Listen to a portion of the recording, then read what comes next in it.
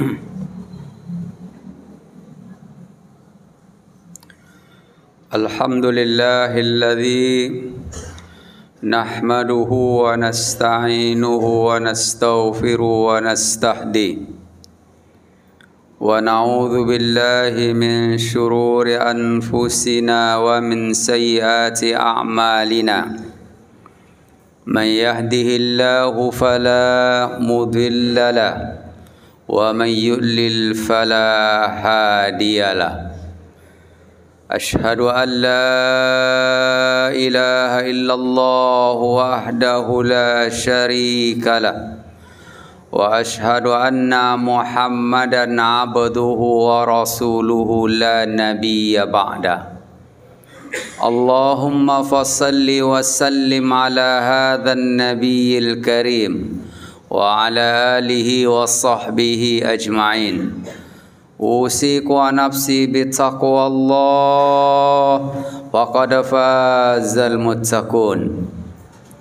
Ya ayyuhalladzina amanu taqullaha haqqa tuqatih wa la tamutunna illa wa antum muslimun. Wa qala Allahu ta'ala fi surati Az-Zumar, a'udzu billahi minasy syaithanir rajim. Qul hal yastawi alladhina ya'lamuna walladhina la ya'lamun. Bapak kaum muslimin sedang Jumat rahimakumullah. Kembali kita bersyukur kepada Allah Subhanahu wa taala. Syukur dalam artian meningkatkan ketaatan kita kepada Allah, meningkatkan kesolehan kita kepada Allah Subhanahu wa taala. Salawat dan salam buat Nabi kita Muhammad sallallahu alaihi wasallam. Allahumma salli ala Muhammad wa ala ali Muhammad. Kaum muslimin sedang Jumat rahimakumullah. Di dalam agama kita ada 3 hal yang sangat mendasar sekali. 3 hal ini tidak bisa dipisahkan satu dengan yang lainnya. Yang pertama ada namanya ilmu. Sesungguhnya ilmu hal yang prinsip di dalam agama kita. Apa alasannya? Ilmu itu sangat hal yang mendasar. Sesungguhnya Allah katakan tidak sama orang yang beribadah berilmu dengan orang beribadah tanpa ilmu. Di dalam hadis Rasulullah sallallahu alaihi wasallam, salah satu majlis yang dibanggakan oleh Allah kepada penduduk langit, wahai Jibril, beritahulah penduduk langit, hambaku sedang menghadiri majlis ilmu, majlis zikir. Begitu agungnya majlis yang dibanggakan oleh Allah adalah majlis menuntut ilmu. Maka sesungguhnya sesibuk apapun kegiatan kita, maka salah satu kegiatan kita adalah menghadiri majlis ilmu. Karena sesungguhnya majlis ilmu adalah majlis yang sangat mulia, yang dihadiri oleh para malaikat, didoakan oleh malaikat. Hatta ikan yang di laut pun mendoakan mereka yang menghadiri majlis ilmu. Inilah hal yang pertama, hal yang prinsip di dalam agama kita belajar, kita menuntut ilmu. Salah satu ilmu yang mendasar adalah bagaimana kita beragama dengan cara yang baik. Bagaimana kita beribadah, paham apa yang kita lakukan. Kenapa kadangkala kita tidak menikmati ibadah yang kita lakukan? Salah satu jawabannya adalah karena kita tidak memahami apa yang kita ucapkan. Kita tidak menikmati ibadah hal tersebut. Kenapa kita tidak semangat sholat subuh berjamaah di masjid?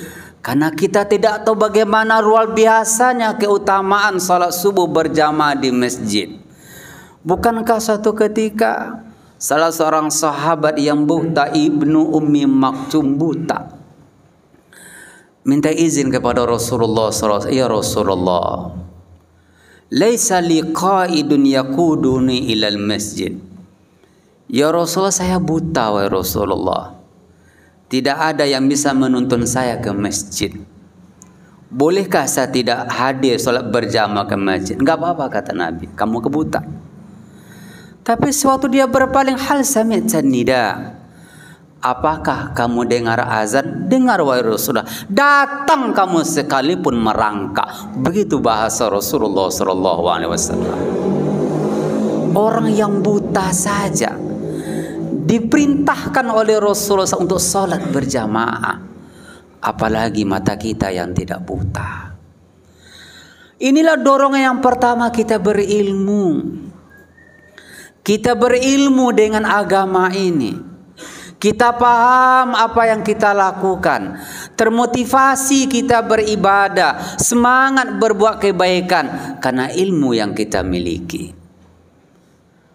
Ini poin yang pertama. Poin yang kedua adalah hal yang prinsip di dalam agama adalah beribadah. Karena sesungguhnya kalau ada orang berilmu tapi tidak beribadah, luar biasa ilmunya, bagus cerita agamanya, tapi tidak menampakkan dalam ibadahnya, dalam bahasa agama disebut dengan bangsa Bani Israel. Bangsa Bani Israel luar biasa ilmu tentang agama, hebatnya luar biasa. Tapi giliran mereka beribadah tidak kelihatan mereka. Makanya dalam agama tidak cukup kita hanya hebat saja ilmu yang kita miliki, tapi kita tuangkan beribadah kepada Allah Subhanahu wa taala. Mari kita simak surat Al-Alaq. Iqra bismi rabbikal ladzi khalaq. Baca kata Allah. Tapi apa pesan terakhir Allah Subhanahu dalam surah Al-Alaq? Wasjud waqtarib. Ilmu itu kapan bermanfaat kata Allah? Wasjud waqtarib. Sujud kamu kepada Allah. Semakin banyak ilmu yang kamu dapatkan, semakin sujud dengan Allah Subhanahu wa taala. Semakin mantap sarjana Allah berikan kepada kita, semakin dekat kita dengan Allah Subhanahu wa taala. Maka ayat itu Allah tutup wasjud waqtarib. Kalau ilmu saja yang kita banggakan, ingat ada peringatan Allah. Kalla innal insana la yatgha ar-ra'ahu istaghna. Ada peringatan Allah kepada orang yang berilmu. Kalla innal insana la yatgha. Manusia yang berilmu bisa angkuh dan sombong. Ar-ra'ahu istaghna. Mereka merasa cukup, tidak butuh dengan orang lain. Saya tidak butuh dengan orang lain, saya bisa segala-galanya. Tapi Allah tutup wasjud waqtarib. Kapan orang tidak sombong kepada Allah? Sujud kepada Allah Subhanahu wa taala. Maka di dalam Al-Quran Allah ingatkan kepada kita, wa'bud rabbaka hatta ya'tiyakal yakin. Beribadahlah kepada Allah sampai kamu mati kata Allah Subhanahu wa taala. Tidak ada bahasa tidak beribadah. Bukankah Rasulullah ingatkan kepada sahabat yang masih muda belia, Ibnu Abbas namanya. Apa kata Rasulullah sallallahu alaihi wasallam? Wahai Ibnu Abbas, maukah saya sampaikan kepadamu pesan-pesan? Mau wahai Rasulullah. Apa pesan Nabi kepada Ibnu Abbas? Ta'arraf 'ala Allah fir raha ya'rifka fi syiddah. Wahai Ibnu Abbas, beribadahlah kepada Allah sewaktu kamu sehat, sewaktu kamu muda. Pasti Allah kenal sewaktu kamu susah nantinya. Pesan Nabi kepada Ibnu Abbas adalah beribadah kepada Allah Subhanahu wa taala. Anak muda yang dekat kepada Allah, Allah banggakan dalam Al-Quranul Karim. Mari kita baca surah Al-Kahfi. Salah satu ayatnya, innahum fityatun amanu bi rabbihim wazidnahum huda. Siapakah mereka itu kata Allah? Mereka para pemuda-pemuda yang dekat dengan Allah Subhanahu wa taala. Karena mereka pemuda dekat dengan Allah, wazidnahum huda, kami tambahkan hidayah kepada mereka. Anak muda yang dekat dengan Allah Subhanahu wa taala. punya kemampuan, energik, tapi dekat dengan Allah Subhanahu wa taala. Inilah yang kedua adalah beribadah. Hidup ini tidak akan seimbang, akan hilang keseimbangan kita kalau kita lalai dalam beribadah kepada Allah Subhanahu wa taala. Banyak yang kita temukan orang hebat tidak mampu mengendalikan diri mereka. Apanya yang kurang? Bukan ilmunya yang kurang, ibadahnya kepada Allah Subhanahu wa taala. Karena ibadah yang menuntun kita, ibadah yang mengarahkan kita. Maka Allah katakan beribadahlah kamu kepada Allah. Ibadah akan menuntun. Bukankah doa kita kepada Allah, ihdinas siratal mustaqim? Ya Allah, tuntun kami ya Allah jalan yang lurus ya Allah. Bukankah kita katakan iyyaka na'bud wa iyyaka nasta'in? Untuk mendapatkan ihdinas siratal mustaqim, iyyaka na'bud, ya Allah hanya kepada Engkau kami beribadah. Artinya adalah bahwa untuk mendapatkan siratul mustaqim, hidup yang lurus, itu beribadah kepada Allah Subhanahu wa taala. Yang ketiga, hal yang prinsip dalam agama kita, dan itu di atas segala-galanya, itu namanya adalah adab dalam kehidupan kita. Buah daripada ilmu adalah ibadah. Buah dari ibadah itu adalah adab kepribadian yang bagus. Orang menilai kita bukan pada ilmu kita, tapi kepribadian sangat menentukan siapa kita.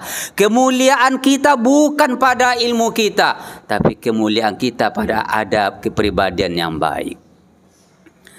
Bilal bin Rabah adalah orang Afrika, hitam pekat. Barangkali hanya gigi saja yang putih. Gagah nggak ada gagahnya. Apalagi dibandingkan dengan Abu Jahal yang gagahnya luar biasa. Tapi siapakah yang mulia di antara mereka? Tidak ada di antara kita yang kasih nama anaknya Ahmad Lam, nggak ada di antara kita. Tapi bangga betul kalau orang tua kasih nama anak Ahmad Bilal, Ramadan Bilal. Apa yang menonjol pada Bilal? Adabnya sangat luar biasa. Adab itu yang dinilai pada diri kita. Hari ini anak-anak kita awal sekolah pesankan kepada mereka adab. Etika sopan santun. Bagaimana mereka pergi pribadian yang bagus. Mereka sopan membawa buku, sopan dalam berkomunikasi. Apa gunanya ilmunya luar biasa, tapi kasar dalam berkomunikasi, tidak ada gunanya. Mereka santun dalam berkomunikasi. Dan itu adalah adab. Sewaktu kita bertemu dengan seseorang, kita tidak tanya ilmunya. Yang ketiga adalah adab kepribadiannya. Sopan sekali anak ini.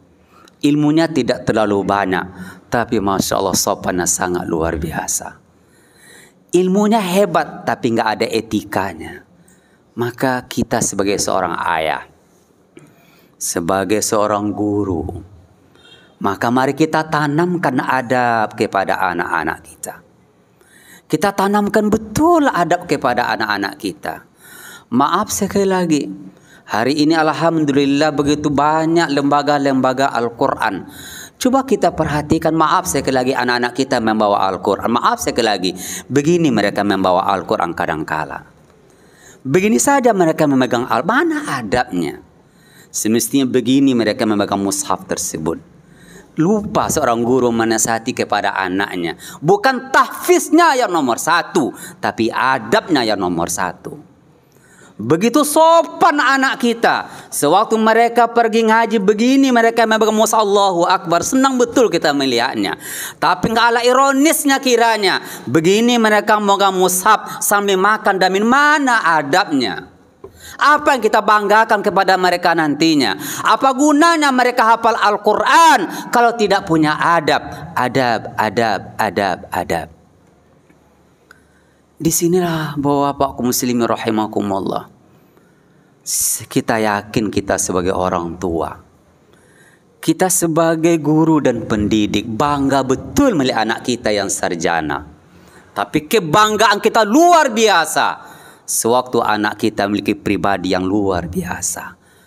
Maka Rasulullah SAW katakan, innama bu'istu liutammima makarimal akhlak. Saya diutus oleh Allah memperbaiki manusia-manusia, mewujudkan manusia yang punya adab. Hari ini apakah yang kurang? Bukan ilmu yang kurang, tapi tata krama, sopan santun. Bukan mobil yang banyak di jalan raya, tapi tidak ada tata krama orang jalan raya. Tidak beretika jalan raya. Bukan mobil masalahnya, tapi tidak ada tata krama, tidak ada sopan santun jalan raya. Ego, sombong dan sebagainya. Apanya yang kurang? Bukan mobilnya yang tidak gagah, tapi akhlaknya yang kurang, adabnya yang kurang. Maka kaum muslimin rahimakumullah, pada khutbah yang singkat ini, di awal tahun baru ini, mari kita rangkul anak-anak kita. Nah, ayah bangga kamu sarjana, dan itu harapan ayah. Tapi ayah lebih bangga kalau kamu punya adab yang sangat luar biasa. Yang luar biasa lagi adalah kaum muslimin rahimakumullah, pesan-pesan tentang adab. Itu Allah titipkan pada surat An-Nur. Kita bacalah surah An-Nur nantinya. Syarat dengan adab. Apa artinya? Hidup kita akan bercahaya. Pribadi kita pribadi bercahaya kalau kita punya adab. Maka pesan Umar kepada kita, alimu auladakum surat An-Nur. Bacalah kepada putra-putrimu, bacakan kepada mereka surat An-Nur, adab. Hari ini miris sekali. Kadang ada orang bagus ibadahnya, tapi angkuh sombong luar biasa, menatap orang dengan wajah yang sinis. Ada orang hebat, tapi tidak bisa berkomunikasi dengan banyak orang. Yang kita harapkan adalah mereka intelektual, mereka rajin beribadah, tapi sopan santunnya sangat luar biasa. Fa'tabiru ya ulul absar la'allakum tuflihun.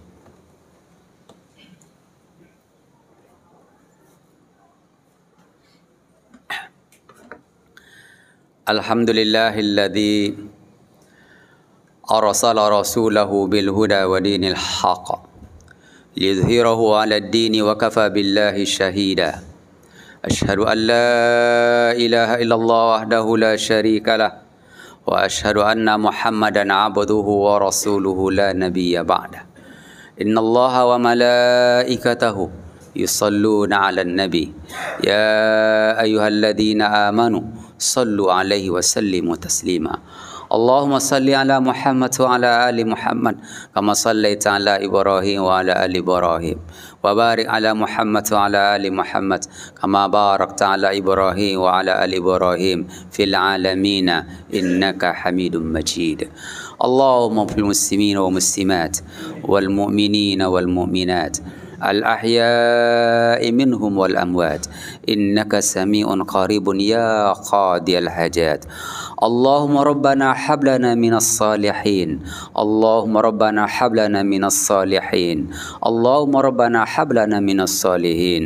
اللهم إنا نسألك ما سألك به نبيك محمد صلى الله عليه وسلم ونعوذ بك من شر ما عاذ به نبيك محمد صلى الله عليه وسلم. اللهم ربنا آتنا في الدنيا حسنة وفي الآخرة حسنة وقنا عذاب النار والحمد لله رب العالمين. أقيموا الصلاة.